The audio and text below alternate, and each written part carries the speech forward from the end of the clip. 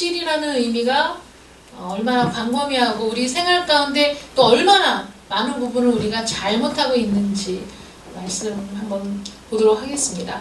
8번째 계명에서 요구되고 있는 것은 무엇인가요? 함께 읽습니다. 시작. 8번째 계명에서 요구된 것은 합법적으로 마련하고 증진하라는 것입니다. 무엇을?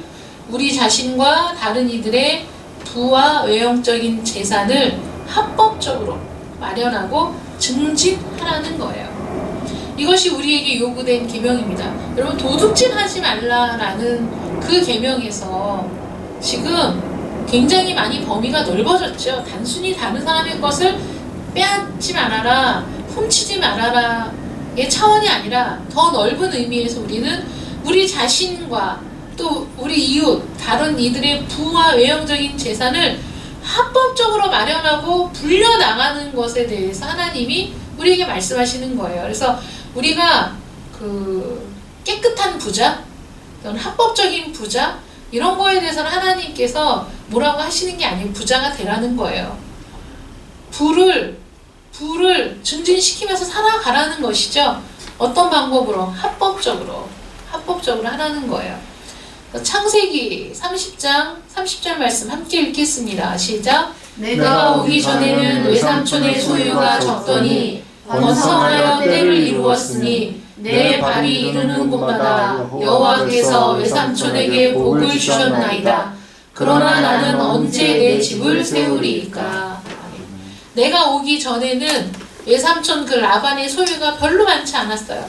근데 야곱이 라반의 밑에서 일을 하면서 성실하게, 여러분 우리가 창세기 하면서도 배웠잖아요.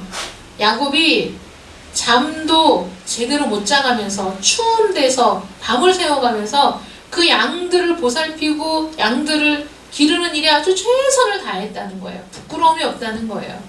그렇게 외삼촌의 그 재산을 불려나가는 일에 있어서 야곱이 힘을 쓰고 최선을 다했다. 자기가 그렇게 최선을 다했을 때 하나님이 복을 주셨다. 그런데 나는 언제 내 집을 세우겠습니까? 자기 집을 세우고 착복하여 자기의 배를 불리는 일을 야곱이 전혀 하지 않았다는 거예요. 그래서 우리가 다른 사람의 일을 할 때에도 성실하게 하는 것은 굉장히 중요한, 만약에 내가 성실하게 일하지 않는다, 그럼 그것은 도둑질하는 것과 마찬가지죠. 여러 가지로 생각해 볼 것들은 많은 것 같아요. 공경란 부사님하고 어제 오랜만에 통화를 했었는데 아들이 이제 취직을 했대요. 중소기업이라고 해서 되게 조그만 기업인 줄 알았더니 공장이 5개나 되고 굉장히 큰 회사라는 거예요. 중소기업이지만. 근데 거기서 일을 하는데 안성까지 내려가서 일을 하는데 기숙사도 안 주고 그런 전혀 복지가 없이 자기가 알아서 방 얻어서 거기 다니려면 자기가 뭐든지 알아서 해야 되는 거예요. 그래서 원룸을 얻어서 다니고 있는데 원래는 토요일이 쉬는 날이래요. 토요일하고 주일은 쉬는 날, 주 5일 근무잖아요. 근데 얼마나 일이 많은지 토요일도 나가서 밤늦 퇴근 시간도 없고 늦게까지 일해야 되고 토요일도 일해야 되고 주일도 나가서 일해야 된대요. 여러분, 이렇게 일을 시키는 것이 옳은 게 아닙니다. 사람은 더 뽑지.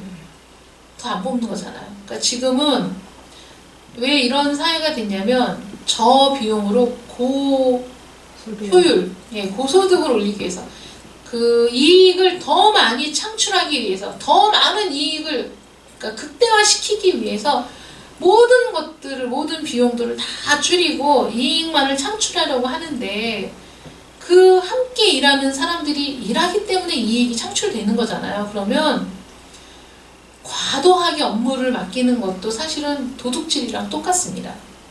과도한 업무량이 죄예요. 여러분 그렇지 않습니까? 그 출근해서 퇴근할 때까지 그 시간 안에 처리할 수 있는 일들이 주어져야 되는 거예요.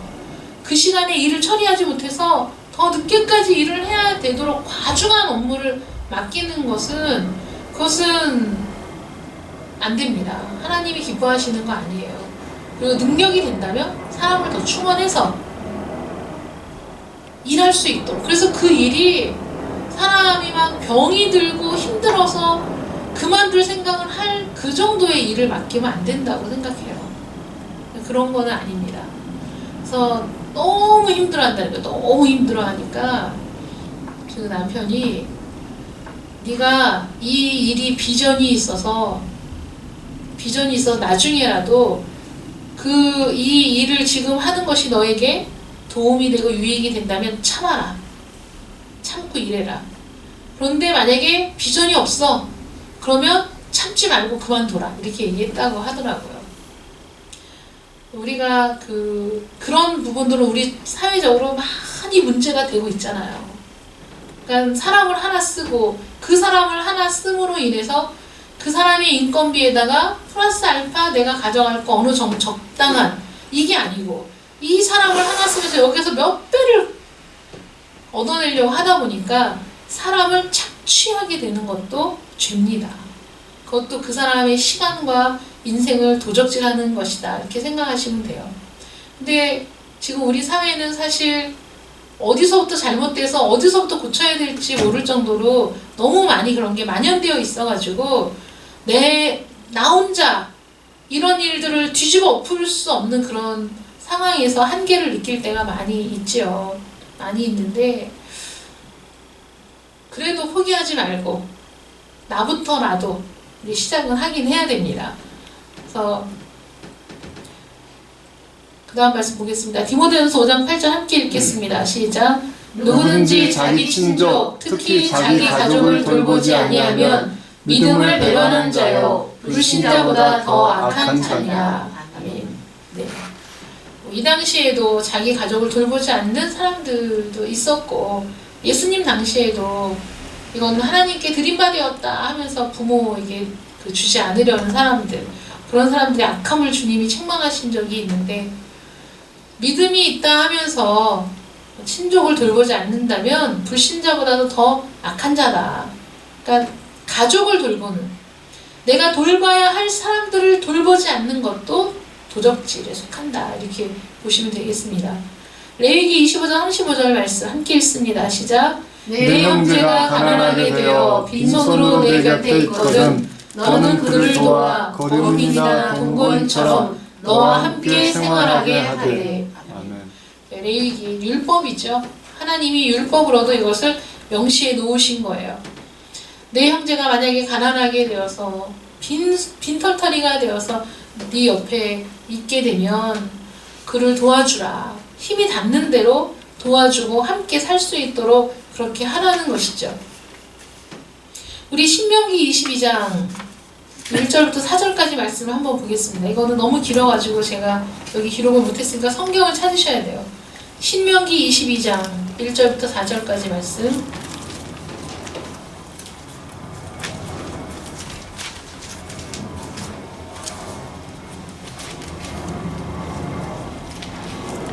신명기 22장 1절부터 4절까지의 말씀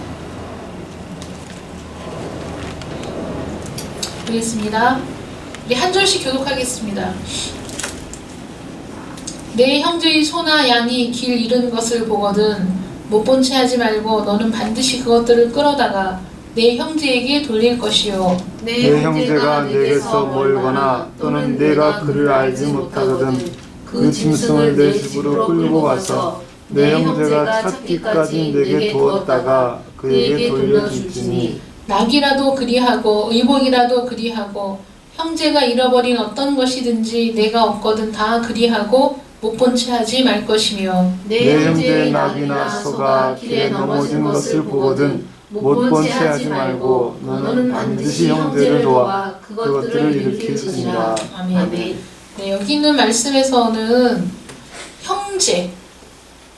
형제의 소나 양이 길을 잃었다면 못 본 채 하지 말아라. 그러니까 형제의, 아는 사람의, 이웃의 그 재산, 재물 그런 것들이 손해를 볼 만한 상황에서 네가 도울 수 있거든 도와주라는 거죠. 손실을 입도록 하지 말라는 거예요. 이렇게 하는 것이 마땅한 일인데 우리 출애굽기 23장 4절 5절 말씀 보면 형제가 아니어도 또 그렇게 해야 되는 거예요.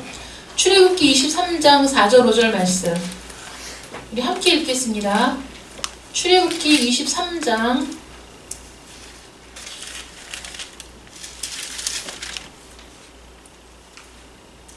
4절 23장 4절 5절 말씀 함께 읽습니다. 시작. 내가 만일 내 원수의 길 잃은 소나 나귀를 보거든 반드시 그 사람에게로 돌릴지며 내가 만일 너를 미워하는 자의 나귀가 짐을 싣고 엎드러짐을 보거든 그것을 버려두지 말고 그것을 놓아 그 짐을 부릴지니라. 아멘. 여러분 보세요. 내 친족 또는 내 이웃, 내 형제가 아니고 원수인데 저 진짜 죽도록 미운 인간인데도 원수의 소나 나귀가 길을 잃고 헤매는 것을 보면 반드시 그 사람에게로 갖다 주라는 거예요. 만약에 내 원수가 아니고 더 이 사람 나를 미워해. 나를 미워하는 사람의 나귀가 짐을 싣고 가다가 엎드러진 것을 보면 버려두지 말고 도와서 그 짐을 내리도록 해주라는 거예요. 여러분 하나님의 율법은 굉장히 놀라운 거죠. 사실 안 도와주면 뭐 어때? 우리 이렇게 생각을 하잖아요. 뭐 내가 뭐 가져간 것도 아니고 내가 훔쳐간 것도 아니고 나랑 무슨 상관이야. 나는 그 사람 일에는 엮이고 싶지도 않고 그 사람 뭐 도와주고 싶지도 않아. 이게 사실 우리 마음이잖아요. 또 그것을 뭐라고 탓할 수는 없지요. 이 세상적으로 봐서도. 그런데 하나님은 그것을 뛰어넘는 네 원수라도 너를 미워하는 사람이라도 그 재산상의 손실을 당하는 것을 보고 있지 말고 네가 할 수 있는 일이 있으면 해주라는 거예요. 도와주라는 거예요. 그러니 우리가 이 세상을 살면서 우리가 도울 수 있는 여력이 있을 때 돕는 것은 마땅히 해야 될 일이라는 거죠. 만약에 그렇게 하지 않는다면 이게 하나님이 이렇게 말씀하셨으니까 만약에 내가 도와주지 않고 내가 찾아주지 않고 내버려 두어서 이 사람이 소도 잃어버리고 나귀도 잃어버렸어. 그러면 뭐라고요? 너는 도적질한 거다. 이렇게 말씀하시는 거예요.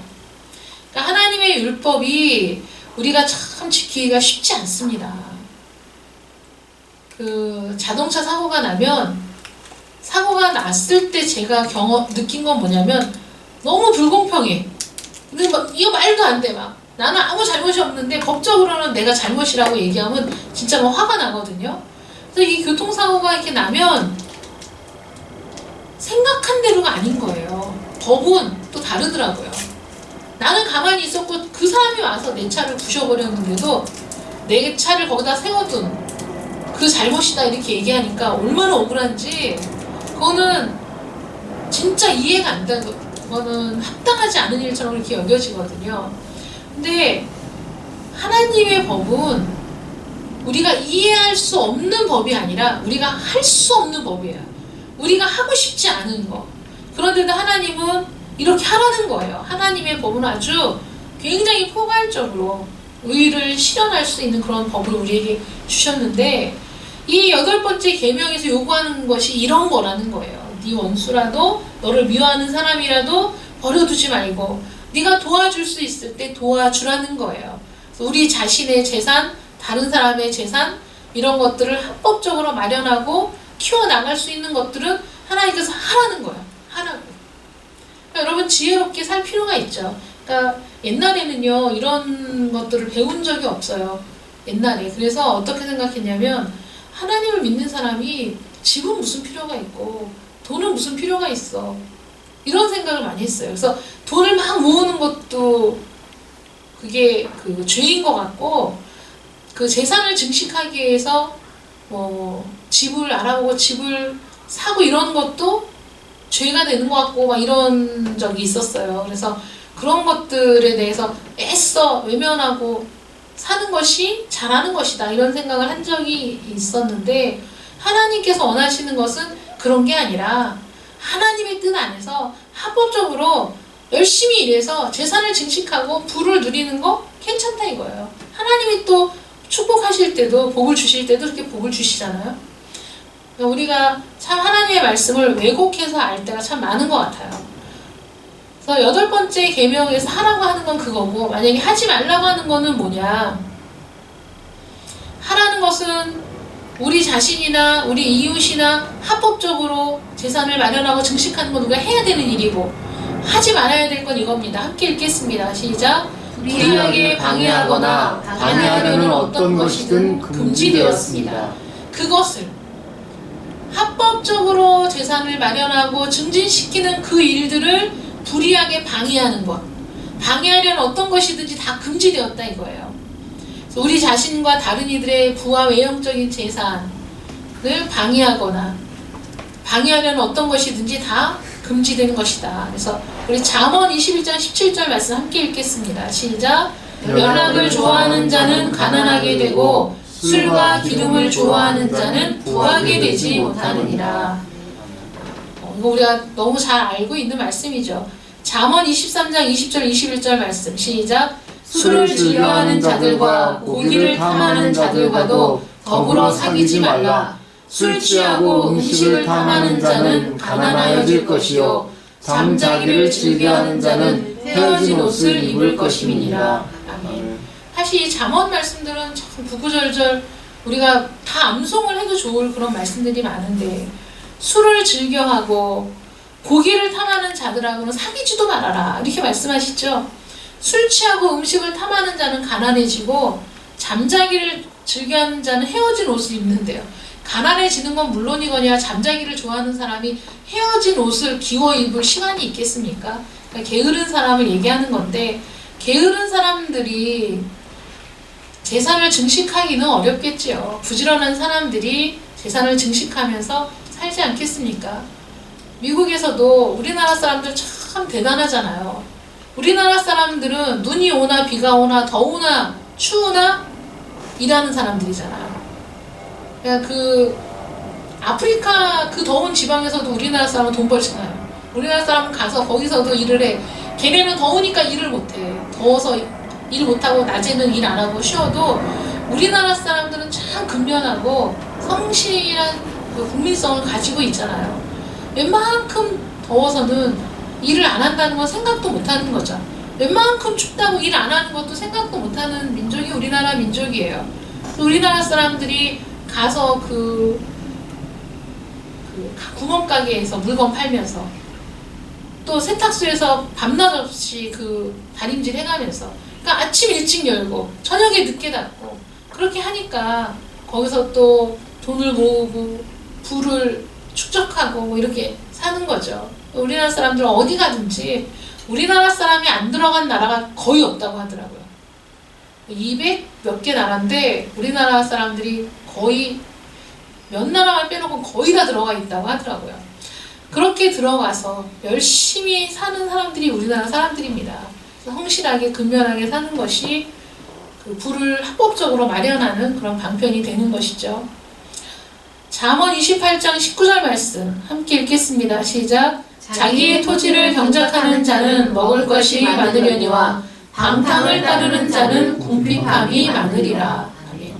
우리는 사실 가난한 거 싫고 부유하게 사는 걸 좋아하는데, 하나님은 이 토지는 조상들로부터 계속해서 내려오는 자기 기업, 자기 지파의 기업들이거든요. 그런데 방탕하게 사는 사람들은 그 토지를 지키지 못해요. 팔아먹어요. 그러니까 자기 토지를 팔아먹고 자기 토지가 없는 사람은 다른 사람의 토지를 갈아야 되잖아요. 그러니까 그런 사람들이 잘 살기가 쉽지가 않죠. 그러니까 자기 토지를, 자기 기업을 지키고 자기 토지를 경작하는 사람들은 먹을 것이 많다는 거예요. 그런데 방탕하고 노름하고 술 마시고 이러면서 자기 기업을 지키지 못하고 팔아먹고, 그래서 자기 땅에서 경작하지 못하는 사람들, 그런 사람들은 합법적으로 재산을 증식할 방법이 없어지는 거죠. 그런 사람들은. 에베소서 4장 28절 말씀 보겠습니다. 도둑질하는 자는 다시 도둑질하지 말고 돌이켜 가난한 자에게 구제할 수 있도록 자기 손으로 수고하여 선한 일을 하라. 아멘. 도둑질하는 사람들, 내가 도둑이다 얘기하진 않지만은 이런 말씀을 통해서 도둑질하는 사람이 은혜 받았어요, 주님을 만났어요, 그러면 다시 도둑질을 하지 않는 게 그 사람이 구원받은 증거예요. 그 사람이 하나님의 다스림을 받는다는 증거입니다. 그래서 도둑질을 하지 말아야 돼. 그런데 도둑질을 안 하는 거, 이거는 소극적인 방법이야. 적극적으로 우리가 다른 사람들에게 구제할 때 우리는 도둑질이 아니라 그 반대되는 삶을 살게 된 것이라고 볼 수 있는 거예요. 그래서 기부하는 거, 구제하는데 내 지갑을 여는 거, 굉장히 중요한 일입니다. 그래서 많은 돈이 아니라 적은 돈, 적은 금액부터 구제하기 시작하고 기부하기 시작할 때 사실 처음에는 5,000원, 10,000원 하는 게 굉장히 부담스러울 수 있지만 이게 기부 하라고 뭐 데스크 해놓고 하는 사람들 많잖아요. 백화점이나 역이나 이런 데 가면 데스크 해놓고서는 기부하라고 할 때 대부분은 자동이체를 얘기합니다. 근데 여러분 자동이체 해놓고 나면 10,000원씩 매달 빠져나가도 그게 전혀 어떤 피부에 와닿지 않아요. 자동이체로 나가는 거는. 한번 자동이체로 나가니까 아 이거 그만하고 다른 데 해야지. 근데도 또 그게 안 돼가지고 저도 자동이체로 나가는 거 하나 그건 이제 그만하고 다른 데 해야 되겠다 생각을 했는데 자동이체 끊는 게 왜 이렇게 안 되는지 모르겠어요. 어떻게 끊어야 될지 모르겠어요. 거기다 전화를 해서 이제 그만하겠습니다 이렇게 얘기를 해야 되는데 잘 안 되더라고요. 근데 기부는 일단 하면 또 자동이체 해놓으면 그냥 계속 나가게 되잖아요. 그러니까 그렇게라도 나중에 뭐 여력이 되면 더 많이 할 수 있으면 좋지만 이렇게 하는 것이 적극적인 8번째 계명을 적극적으로 지키는 방법이 될 수 있다는 거예요. 그래서 8번째 계명의 의미를 보면 사유재산을 보호하는 원리에 관계되는 계명이라는 거예요. 사유재산 보호. 그래서 잘 벌어야 돼요. 합법적으로. 하나님께서 허락하신 합법적인 방법으로 잘 벌어야 됩니다. 불법적인 방법으로 버는 건 잘 버는 게 아니에요. 합법적인 방법으로 잘 벌어야 하고 그리고 잘 지켜야 돼요. 자기가 합법적으로 벌은 재산을 잘 지키지 못하는 것도 어리석은 거예요. 잘 지켜야 돼요. 그리고 잘 관리해야 돼요. 이거 하나님의 청직이거든요, 우리는. 그리고 잘 써야 됩니다. 여러분 잘 쓰는 거 못하는 사람 많아요. 그래서 우리 노예 목사님 얘기가 자기 남편은 그 손에 돈이 한번 들어갔다 하면 절대 안 나온대요. 절대 안 나온대. 그러면서 파주인가 어딘가에 유산으로 받은 게 땅이 있는데 거기 그린벨트에 묶여 있어서 거기서 농사를 지어야만 된대요, 법적으로. 농사를 안 짓고 있으면 안 된대. 그래서 거기서 농사를 지으시거든요. 근데 고추 농사를 지어가지고 어디 팔기로 했는데 그거를 이제 집에 갖고 와서 다시 한번 풀어서 말리고 닦고 판매할 수 있게 그거를 하라고 그랬는데 안 하고 있대. 손도 안 댄대요. 그랬더니 아니 어쩜 저렇게 손도 안 대고 있냐고. 그래서 그거 당신이 돈 받아서 당신 주머니에 들어갈 거잖아. 그러니까 당신이 알아서 해. 그 주머니에 들어가면 절대 안 나오니까 나는 안 한다고. 그랬더니 나중에 준다고. 그런 법은 없어. 먼저 주는 거야 항상. 그런 법은 없어. 먼저 주는 거야. 먼저 안 주는데 누가 일을 해. 그래갖고 집에 마루에 산더미 같이 있는데 안 한대요. 하여간 얼마나 지독한지 그 주머니에 들어갔다 하면 절대 안 나온대. 여러분 움켜잡고만 있는 것이 하나님의 뜻이 아니에요. 잘 써야 돼요. 쓸 때 잘 쓰는 거. 이것도 사유재산을 보호하는 원리 안에 들어있는 거예요. 쓰고 채워주시고 쓰고 채워주시고지 움켜잡고만 있는 것이 잘 사는 비결이 아니라는 거죠. 그래서 이 사유재산을 보호하는 원리에 관계되는 8번째 계명에서 우리가 생각해 볼 문제는 노름에 대한 거, 낭비하는 노름. 사람들이 일확천금을 꿈꾸는 것이 합법적인 방법이 아니기 때문에 하나님이 기뻐하시는 방법이 아닌 거죠. 또 재산을 헛되이 쓰게 하는 각종 유흥, 도박, 로또, 게임머니 이런 거 다 하나님 기뻐하시는 거 아닙니다. 지금 우리는 너무나 깊숙하게 이런 문화에 젖어 살기 때문에 여러분 문화니까 괜찮아가 아니에요. 우리는 이 세대를 거슬러 살아가는 사람이지 이 세상 속에서 섞여 사는 사람들이 아니거든요. 그러니까 이 문화가 그렇다고 해서 그 문화가 그대로 다 괜찮은 게 아니란 말이에요. 그래서 우리의 재산을 헛되이 쓰게 만드는 각종 유흥거리, 도박, 로또, 게임머니 구입하는 거 이런 것들. 여러분 우리가 핸드폰을 쓰게 되면서 그 지출 항목이 훨씬 많이 늘어났잖아요. 우리 핸드폰 사용하면서 핸드폰 벨소리 구입해야 되지, 또 핸드폰 꾸미려고 바탕화면 꾸민다고 돈 써야 되지, 뭐 이거 따져보면요 되게 많아요. 매달 나가고 있는 돈이에요. 거기다 아이들 게임머니 사죠. 뭘 살 게 또 그렇게 많은가 봐. 그것도 뭐 선물해야죠. 이모티콘 사야죠. 뭐 하여간 별거 아닌 것 같아도 그 지출들이 꽤나 많고 불필요한 것이라면 안 하는 것이 좋습니다. 그 다음에 생필품을 독점하는 것. 독점 거래가 금지되어 있잖아요. 독점한다는 것은 그 생필품, 꼭 생활에 필요한 필수품들을 독점해서 판매하게 될 때 그 사람들은 이익을 극대화시키기 위해서, 이윤 마진을 높이기 위해서 독점하고 풀지 않다가 나중에 값을 올려서 풀고, 이런 것들도 도둑질이라는 거예요. 그 다음에 저는 공정무역 커피. 공정무역 커피라는 말 들어보셨어요? 여러분? 공정무역 커피? 불공정 무역이 지금 뭐 FTA도 그렇고, 그 한미 FTA, 뭐 칠레하고 맺은 FTA, 일본하고 맺는 뭐 FTA 이런 것들이 사실은 불공정 무역이라는 거죠. 왜냐하면 우리가 이제 보호무역을 하는 항목들이 있잖아요.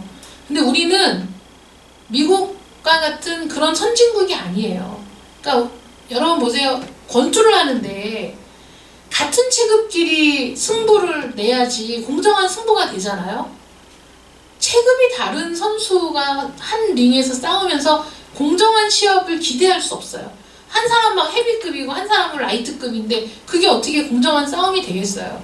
똑같이 펀치를 날려도 헤비급인 사람이 펀치 날리면 경량급인 사람은 나가 떨어지잖아요. 공정한 싸움이 안 되는 거예요. 그러므로 무역을 할 때에도 개발도상국들, 후진국들, 잘 살지 못하는 나라들은 자기네 경제를 살릴 수 있는 기간이 필요한 거예요. 시간이. 근데 그 시간이 필요한데도 불구하고 강대국들이 야 공정하게 해야지, 왜 니네는 보호무역하고 그거 이렇게 감싸고 왜 이러는 거야 이러면서 압력을 가해가지고 개방하게 만드는 거잖아요. FTA나 이런 것들이 개방하게 만드는 거예요. 그런데 강대국들은 손해볼 게 하나도 없어요. 약소국이 지금 보호무역을 해야만 살아남을 수 있는 나라들이 무너지는 거예요. 그래서 이거는 공정한 무역이 아닙니다. 이 공정무역은 그런 데에 대해서 그 비판하는 사람들, 이렇게 해서는, 왜냐면 우리가 뭐 세계는 한 가족? 그런 말은 사실 그 노래 가사에만 나오는 거지 실제로는 아닌 거예요. 자기 나라의 이익을 극대화시키기 위해서 싸우는 사람들이잖아요. 여러분 그 곡물 있잖아요. 곡물, 옥수수, 콩, 뭐 이런 밀, 쌀 이런 것들이 그 전쟁의 도구가 된다는 거 아세요? 무기예요, 무기. 왜냐면 우리나라도 농산물 수입이 굉장히 많거든요. 근데 지금 당장 농산물 수입을 딱 끊으면 우리나라가 이게 마비돼요. 우리나라가 자급자족이 안 되는 나라예요. 아시나? 우리나라가 자급자족이 안 되는 나라입니다. 자급자족이 안 되기 때문에 수입을 해요. 수입 의존도가 높아요. 우리나라가 농산물이. 그런데 그 농산물을 막 풀어. 싸게. 그러다 어느 순간 딱 막아. 값을 확 올려. 그러면 나라 전체가 위기에 빠지게 되는 거예요. 그래서 그 자급자족을 할 수 있는 나라가 돼야 돼요. 우리나라가. 식량이 안보와 직결되어 있는 세상이에요, 지금. 그런데 전 세계 곡물 시장의 70%를 차지하는 게 미국 기업이거든요. 미국 기업이에요, 여러분. 그 미국 기업이 각국하고 미국하고 FTA 체결할 때 막 그 배후에서 막대한 영향력을 행사해요.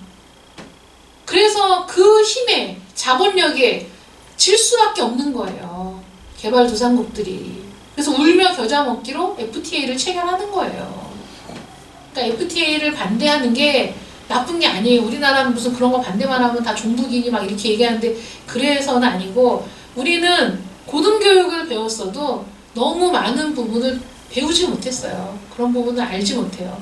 그래서 공정무역이 개발도상국들, 후진국들이 그러니까 선진국에서 공산품을 주고 농산품을 가지고 와요.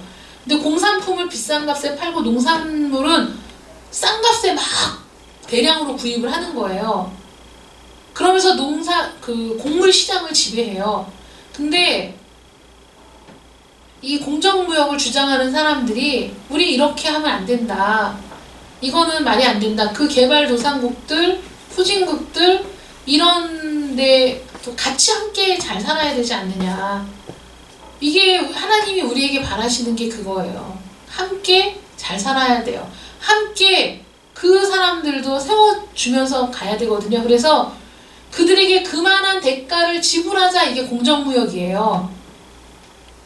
그러니까 헐값에 살 수 있지만 헐값에 안 사요. 그들의 노동력을, 가치를 충분히 인정해주고 그만한 값을 지불하고 물건을 구입하자. 이게 공정무역이에요. 공정무역 커피, 여러분들 커피 그 다큐멘터리 나오는 거 보셨어요? 그 커피 이름 뭐죠? 고양이 똥에서 나온 그 커피, 루아 커피.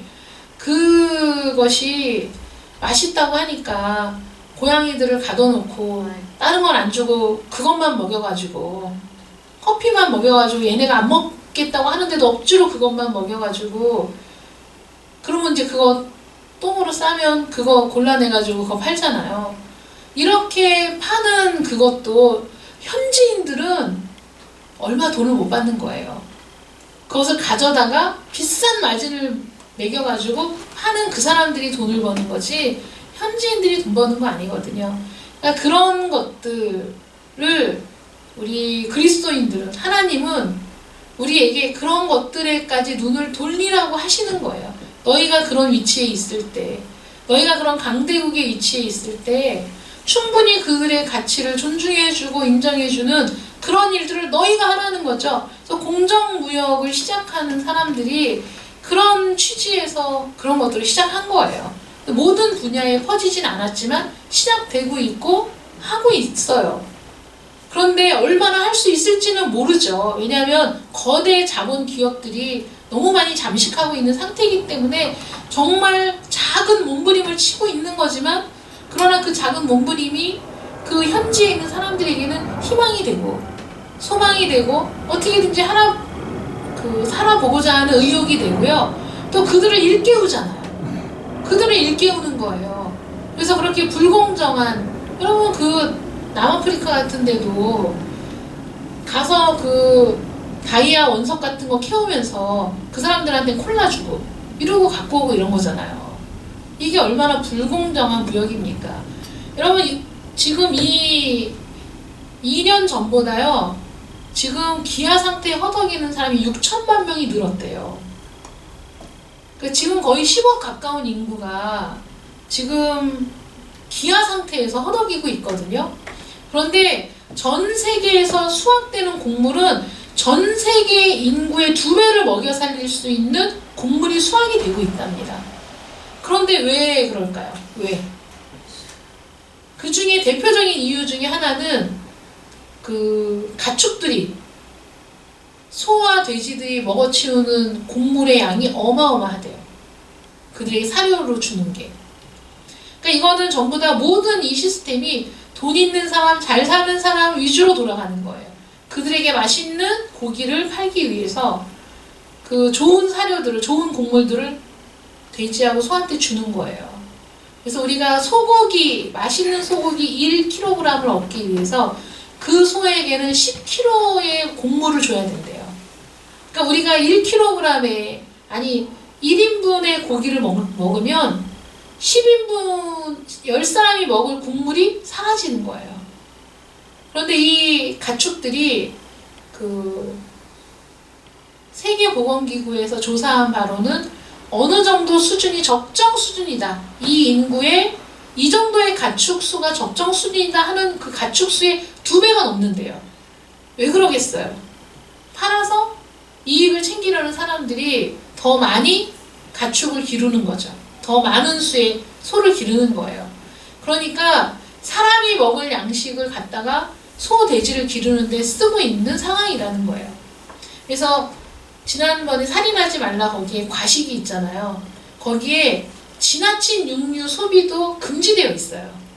그러니까 우리가 지나치게 육류를 소비하고 지나치게 고기를 많이 먹으면 그만큼 돈을 벌려고 하는 사람은 더 많이 길러. 더 많이 기르려고 하니까 더 많은 곡물을 갖다가 얘네 줘야 돼. 그러니까는 전 세계 인구의 2배를 먹여 살릴 수 있는 곡식이 수확이 돼도 그 중에 70~80%가 그 동물들에게 사료로 들어가기 때문에 사람이 먹을 게 없다는 거예요. 그리고 곡물을 유통하는 사람들이 싹 수거해가지고 비싼 값에 팔잖아요. 그 다음에 남는 거라고 해서 그 가난한 사람들에게 주지 않아요. 그 사람들은 또 다른 이익을 창출하기 위해서 머리를 쓰는 거죠. 그런 일들, 불공정, 무역뿐만 아니라 우리가 지나친 어떤 것들을 과소비하게 될 때 다른 사람들이 먹을 양식이 부족해진다는 거. 나는 우리 박정환 원찰이 지난번에 얘기할 때 사실 내가 참 느끼는 바가 많았어요. 박정환 원찰이 한번 식사 대접을 하면서 그 얘기를 하더라고요. 자기는 밥 남기는 거 참 싫다. 그리고 뷔페 같은 데 가서도 안 먹을 건데 욕심부려갖고 막 많이 갖다가 싸놓고 안 먹고 그냥 가면 너무 화가 난다. 근데 그런 얘기 그 전에 듣긴 했는데 그래서 그 이유를 얘기를 하는 거예요. 이유가 누군가가 먹을 음식을 그렇게 버리게 되는 거 아니냐 이렇게 얘기하는데 이거 정말 하나님 말씀에 딱 맞는 얘기를 하고 있구나 이렇게 생각을 했거든요. 정말 그런 거예요. 다른 사람이 먹을 수 있는 음식을 내가 갖다가 많이 싸놓고 안 먹고 버려버리는 게 죄라는 거예요. 사실 죄예요. 정말 굶어 죽는 사람이 몇 초 만에 한 명씩 굶어 죽고 있는 지금 이 시대에 더군다나 2년 사이에 기아에 허덕이는 인구가 6천만 명이 증가한 이 세상에서 우리가 풍부하다고 해서 많다고 해서 낭비하고 버리고 그 다음에 더 많이 먹고 육류를 과다 섭취하고 이런 것들이 다른 사람을 죽일 수도 있는 일이다 이렇게 생각을 하면 당연히 우리가 그런 부분에 있어서 조심하게 되겠죠. 그러니까 하나님의 말씀이 나만이 아니죠. 항상 나의 하나님, 나만의 하나님, 나에게만 복 주시는 하나님이 아니신 거예요. 모든 사람을 돌아보시고 모든 사람이 다 함께 잘 살기를 원하시는 하나님이시라는 거죠. 그리고 공유지를 사유지로 만들기 위해 경계표를 옮기는 것도 지금 부단히 일어나고 있는 일이라는 거예요. 지금 우리나라도 그 산소 문제 때문에 분쟁이 있는 거 아세요? 산소를 남의 산에다가 산소를 만들어 놨어. 근데 이게 20년이 지나면 그 20년 동안 소유자가 소유권을 주장하지 않으면 그 이후에는 주장할 수 없다는 그런 법이 있다고 하네요. 근데 사실 산 속에 묻어놓은 거를 산 그 소유주가 언제 다 가서 조사해서 알겠어요. 그거를 남의 산에 은근슬쩍 갖다 묘를 만들어 놓고 그 땅은 20년 지났으니까 내 소유다 이렇게 주장하는 사람들이 많다는 거예요. 우리나라에. 그러면 그것 때문에 산을 못 판대. 뭘 하려고 해도 그거를 그러니까 지금 그 소유자들은 말이 안 된다. 이거는 불법이다. 그래서 지금 그게 재판에 들어가면서 그 대법원에 올라간다 그래요. 어떻게 결정될지 모르겠어요. 여전히 그런 일들이 많이 있다는 거죠. 여전히. 지금 그 우리나라에도 아마 임자 없는 땅들 차지하고 있는 사람들도 많이 있을 거예요. 근데 본인은 아는 거지 내 땅이 아닌 거를. 그런데도 살면서 나중에 소유권을 주장하고 이런 일들도 있는 거고 공유지를 자기 사유지로 만들기 위해서 경계표를 옮긴다는 것은 옛날에 그런 거 옛날에는 땅에 이제 경계표를 세워놨는데 이거를 조금씩 밀어 조금씩 자기 땅을 더 넓히기 위해서 그런 죄가 옛날에만 있었던 것이 아니라 오늘날에도 계속해서 짓고 있는 죄들이라는 거예요. 그러므로 우리가 얼마나 많이 도둑질을 하고 삽니까 사실은. 우리가 출근해서 사무실에서 일할 때 성실하게 일하지 않는 건 그 사주의 재산을 도둑질하는 거죠. 볼펜, 종이 뭐 갖다 쓰는 건 말도 아니고 옛날에 어떤 사람들은 집에서 쓰레기를 차에 싣고 가서 회사에다 버리는 사람도 있어서 한번 그게 신문에 났었거든요. 근데 정말 이해할 수 없는 사람들이 너무 많지만 그 쓰레기 봉투 그거 아까워가지고 내 재산이 아까우면 남의 재산도 아까운 거죠. 하나님은 아까도 그러잖아요. 내 재산과 이웃의 재산을 함께 보호해야 될 책임이 있는 거예요. 근데 우리 집에 쓰레기 봉투 아끼려고 집에 있는 쓰레기 갖다가 회사 사무실 쓰레기통에다 버리는 그 얌체 같은 짓을 다른 사람은 모른다고 생각할지 몰라도 사실 그런 것도 하나님은 다 아시고, 또 한 번은 박정호 목사님 그 얘기 하셨는데 어디를 가는데 이렇게 인터체인지에서 이렇게 돌잖아요. 이렇게 돌아가는데 앞에 있는 차 창문이 딱 열리더니 쓰레기 봉지를 확 날리고 가더라는 거예요. 그래서 그런데 이렇게 쓰레기 봉투 던져진 것들이 있다는 거예요. 이렇게. 저놈의 쓰레기는 누가 저렇게 버리나 그랬더니 눈앞에서 그걸 딱 보고 박정호 목사님이 노발대 말하셨다는 거예요. 저런 것들은 다 지옥 간다고. 얼마나 화가 나면 그러시겠어요. 세상에 그게 무슨 짓입니까? 그런 것들도 다 도둑질이죠. 도둑질입니다. 그래서 우리가 이 도적질이라는 것이 참 광범위하게 우리 모든 사람들이 사실은 자유로울 수 없는 그런 우리가 짓고 있는 죄들도 있을 겁니다. 그래서 여기 보시면 우리 신주영 나눠주세요.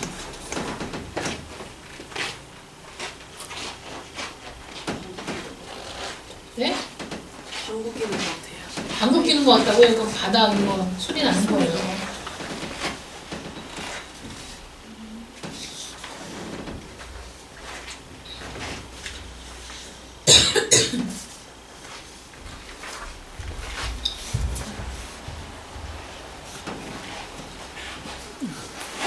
여기 의무에 보시면요. 맨 밑에 쪽으로 쭉 가다 보면 불필요한 소송, 보증 서는 일, 혹은 그와 같은 계약들을 피하는 것도 우리 의무입니다. 성경은 보증 절대 쓰지 말라는 거예요. 보증 서는 거 안 됩니다. 보증 서지 말고 오른쪽 보시면요.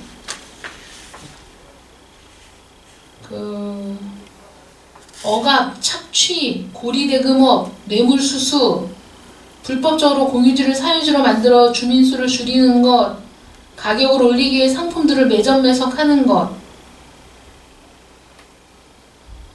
또 탐욕, 세상 재물을 과도하게 소중히 여기고 사용하는 것도 금지입니다, 여러분. 우리가 합법적으로 재산을 만들고 불리고 증식시키는 것은 하나님이 허락하신 일이지만은 거기에 너무 몰두해가지고 어떻게 하면 돈을 더 모을까, 어떻게 하면 재산을 더 늘릴까를 너무 과도하게 생각하는 것은 안 됩니다. 거기에 온 정신을 빼앗겨서 재물이 주인이 되고 돈이 하나님이 되는 그런 말도 안 되는 상황이 되는 것이죠. 여기 보면 너무 재밌어요. 그것들, 세상 재물을 얻고 지키고 사용하는 것에 의심이 가득하고 미칠 듯이 주의를 기울이고 연구하는 것이다. 미칠 듯이 거기에 몰두하는 건 안 됩니다. 이건 금지된 거예요. 그 다음에 그 마지막에 보시면 게으름, 방탕함, 낭비적인 도박과 마찬가지로 우리 자신의 외적인 지위, 재물에 과도하게 해를 끼치는 모든 다른 방법들도 금지된 것이고요. 또한 하나님께서 주신 재물에 대한 적절한 사용과 그것이 주는 편안함을 우리에게서 빼앗아 가는 것도 금지된 거예요. 어떤 사람은 지나친 금욕주의 때문에 못 살아야 되고 안 써야 되고 못 먹어야 되는 것이 하나님을 섬기는 일인 것처럼 생각하는 분들이 있거든요. 과도하게 그렇게 생각하는 것도 하나님이 말씀하신 것은 아닙니다. 그러니까 우리에게 주신 분복을 우리가 누리고 살아가는 것도 하나님이 우리에게 허락하신 거라는 걸 우리가 기억할 필요가 있어요. 그래서 우리가 열심히 일해서 열심히 일한 대가로 우리 손에 주어진 것들을 우리가 즐거워하고 누리고 그것 때문에 편안함을 누리는 것 자체가 죄가 아니라는 거예요. 과도하게 집착하지 말고 또 과도하게 그것을 없애려고 하지 말고 우리가 하나님이 주신 은혜대로 합법적인 선에서 누릴 것은 누리고 버릴 것은 버리는 그런 삶이 지혜로운 삶입니다, 여러분. 그러니까 극과 극을 오가지 마세요. 좌로나 우로나 치우치지 마시고 하나님이 주신 분복을 누리며 사는, 그리고 항상 하나님이 말씀하신 합법적인 테두리 안에서 모든 일들을 하는 여러분들 되시기를 축원합니다. 열심히 일해서 성실하게 일해서 우리 성도님들 다 부자 되세요.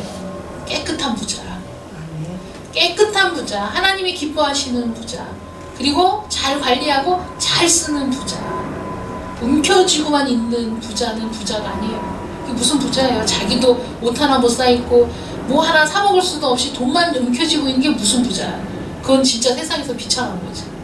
그거는 부자가 아닙니다. 잘 벌고 잘 관리하고 잘 쓰고 하나님의 뜻대로 사용할 수 있는 그런 깨끗한 부자들 되시기를 축원합니다. 기도하겠습니다. 우리 신주영 청년 11조 드렸습니다. 기도합니다.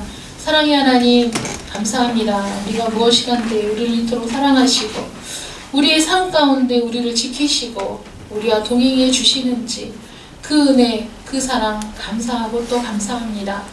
오늘 우리가 8번째 계명을 함께 나누면서 도적질하지 말라는 계명만큼은 나는 자신 있다 생각했지만 우리의 삶의 전반적인 모든 부분에서 우리는 때로는 우리의 재산을 침해당하고 우리의 권리를 침해당하는 일들이 너무나 많이 있었고 또 우리도 마찬가지로 다른 사람의 권리를, 다른 사람의 소유를 침해한 적도 많이 있습니다. 제도적으로, 사회적으로, 국가적으로, 세계적으로 이런 일들이 너무나 많이 자행되고 있는데 하나님 우리가 정신을 차리고 비록 이 세상의 거센 물결을 우리가 완전히 뒤바꿔 놓을 수는 없다고 할지라도 우리가 할 수 있는 일들을 최선을 다해 감당할 수 있도록 주님 지혜를 더하여 주시옵시고 우리가 정말 하나님의 말씀대로 합법적으로 우리의 재산을 증식할 방법을 찾고 근면하고 성실하게 생활하면서 우리가 열심히 일한 대가로 주어진 그 재물을 가지고 또 증식하며 불려나가며 또 하나님이 주신 것들을 기뻐하며 즐거워하며 살아갈 수 있도록 주님 도와주시되 우리 자신뿐만 아니라 우리 이웃도 우리와 함께하는 다른 이들도 동일하게 그러한 복을 받아 누릴 수 있도록 우리가 할 수 있는 한 최선을 다해 도울 수 있는 저희들 되게 하여 주시옵소서. 아버지 하나님, 하나님께서 주신 모든 것들이 오직 하나님의 뜻대로 잘 사용되기를 원하오니 하나님의 뜻대로 사용하기를 원하는 자들마다 그렇게 사용된 모든 물질마다 하나님께서 더 많은 것으로 채우시고 또 풍성하게 하여 주시어서 하나님의 뜻이 우리의 삶을 통해 분명하게 드러나고 이루어질 수 있기를 간절히 원합니다. 이 시간에 우리 신주영 청년 주님 앞에 10의 1을 드립니다. 하나님, 이제 이 세상에서 살다 보니 쓸 것이 얼마나 많은지 써도 부족한 것이 이 물질입니다. 그러나 하나님께서 주신 것이라는 믿음의 고백으로 하나님 앞에 10의 1을 떼어 드리오니 하나님 기쁨과 감사로 드려지는 이 귀한 예물을 통하여 하나님 영광 받아 주시옵시고 우리 주영이 하는 모든 일들 속에서 하나님이 보호하시고 인도하여 주심으로 우리 아이들 가르치는 일도 잘 감당할 수 있도록 도와주시고 그 부모들에게도 인정받을 수 있도록 도와주시며 하나님 앞에 기꺼이 더 많은 것을 드리고자 하는 그런 마음이 생길 수 있도록 도와주시고 주님 그 몸의 건강도 책임져 주시며 비염도 깨끗하게 주님 치료하셔서 싹 낫게 하여 주시옵시고 이제 결혼의 문제를 놓고도 하나님을 만나고 하나님께 기도하고 간구하여 하나님의 뜻대로 이루어지는 하나님이 축복하시는 결혼에 이룰 수 있도록 하나님 함께하여 주시옵소서. 오늘 모든 예배를 통해 또 이 소율의 문답을 함께 공부하는 이 과정을 통해서 하나님께서 우리에게 깨닫게 하신 것들을 힘써 지키는 한 주간이 될 수 있도록 주님 도와주시고 이번 한 주간도 하나님의 도우심으로 말미암아 모든 죄 짓는 자리에서는 떠나게 하시고 하나님의 말씀을 기억하고 순종하는 한 주간 되게 하여 주시옵소서. 예수님의 이름으로 기도드립니다. 아멘.